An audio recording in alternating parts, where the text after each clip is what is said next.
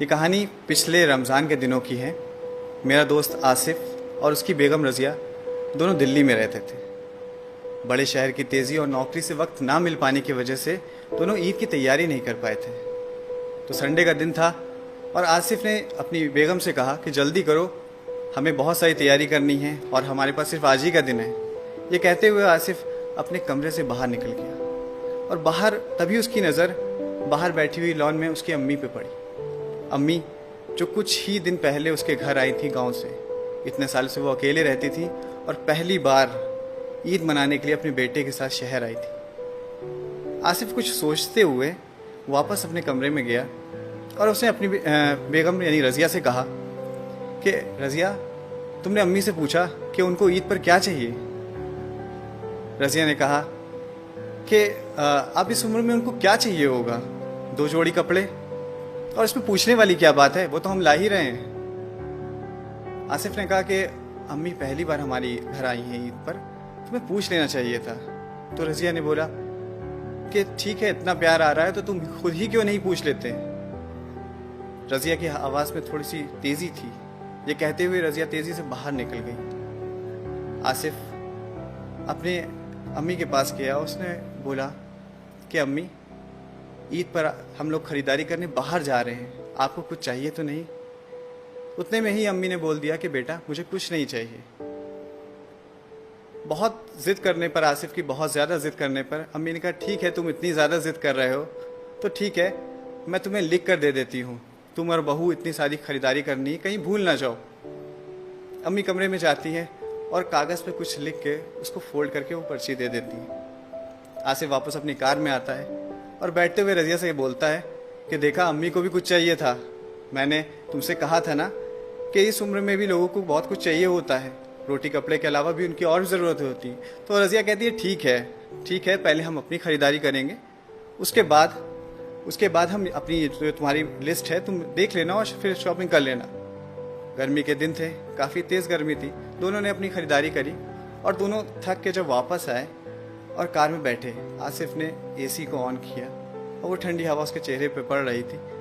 उसने चैन की सांस ली और तभी उसकी नज़र सामने रखी हुई उस पर्ची पर पड़ी जो उसे माँ ने दी थी। वो पर्ची आसिफ ने उठाई और पढ़ने लगा। तभी रज़िया बोली कि इतनी बड़ी लिस्ट, पता नहीं क्या क्या उसमें लिख के रखा होगा माँ ने, पता नहीं क्या क्या उसमें माँ ने भेजा है, क्या क्या लिखा है। और बनने वाला दिन और पूरी करते रहो माँ की ज़रूरतें, ख्वाहिशें।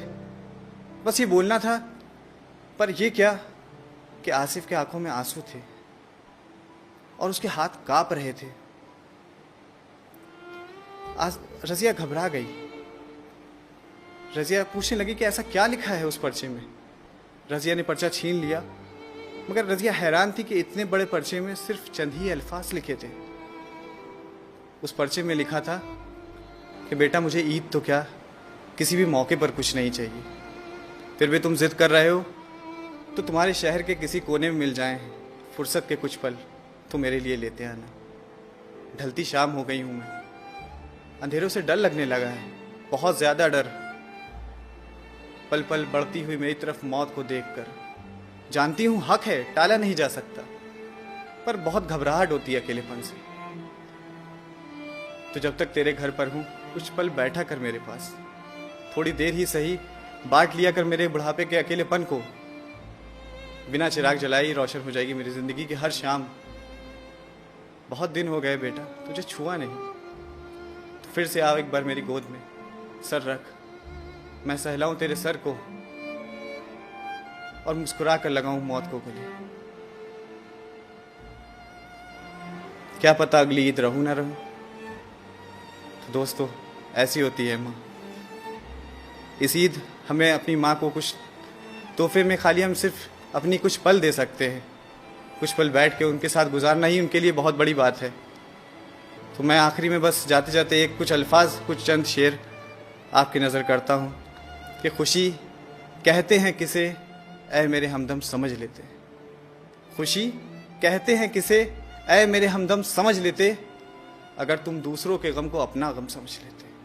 अगर तुम दूसरों के गम को अपना गम समझ लेते और कभी बहने ही नहीं देते उन्हें हम पाक आँखों से, कभी बहने ही नहीं देते उन्हें हम पाक आँखों से। अगर माँ बाप के आंसुओं को हम जमजम समझ लेते, अगर माँ बाप के आंसुओं को हम जमजम समझ लेते, मुसलसल ठोकरें तकदीर का हिस्सा ही नहीं बनती। अगर पहली ही ठोकर का इशारा हम समझ लेते, अगर पहली ही ठोकर का इशारा हम समझ लेते, और बगल वालों के घर एक भी फाका नहीं होता। अगर रोजे का मतलब और माने हम समझ लेते, रोजे का मतलब और माने समझ। Thank you.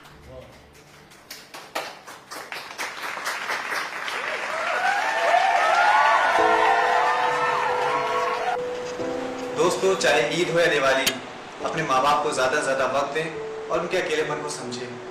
और अगर आपको मेरी ये कहानी अच्छी लगी हो तो हमारे चैनल को लाइक करें, सब्सक्राइब करें और ज़्यादा से ज़्यादा इस वीडियो को शेयर करें। जर्मनटन हॉस्पिटल ऑर्थोपेडिक से मुताल्लिक हर मरीज यहाँ शिफायाब। इनाम याफ्ता doctor Mir Jawad Zar Khan, senior orthopaedic surgeon, advance operation theatre, ICU, digital X-ray, laboratory, physiotherapy, pharmacy, sharing और प्राइवेट रूम्स, लेडी डॉक्टर्स और डॉक्टर अर्जुमन सुल्ताना गैनाकोलॉजिस्ट की खिदमात हासिल। वाजिबी फीस और मुकम्मल सहूलियात से हजारों मुतमईन। एम्बुलेंस से आरास्ता Germanton orthopaedic hospital, pillar number 150, Attapur, Hyderabad.